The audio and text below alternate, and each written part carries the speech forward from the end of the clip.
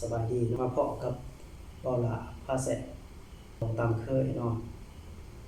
นี่ก็ได้เมนูอาหาร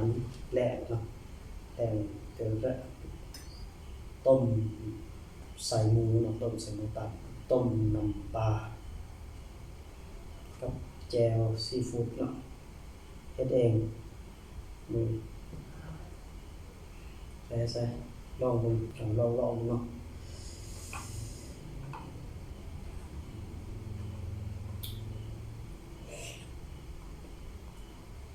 โ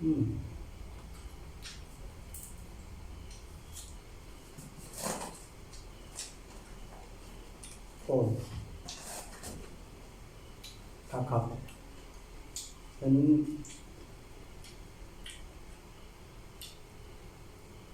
คือจะกินหลายมื้อเนาะเลยจัดไปเลยซะเนาะ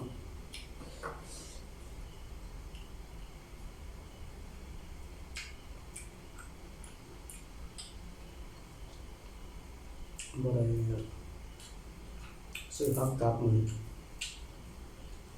นี่ตอนหอมบัวกับหอมปลอม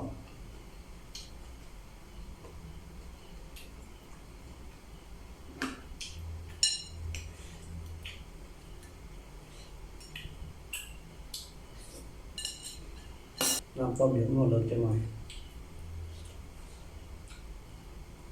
เค็มเกลือ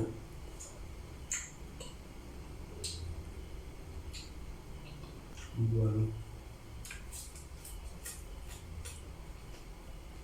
จะไปอยู่เป็น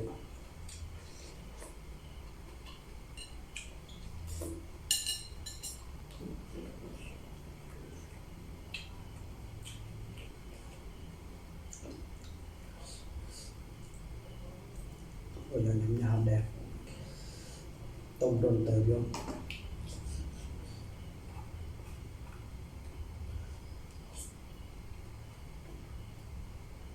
เ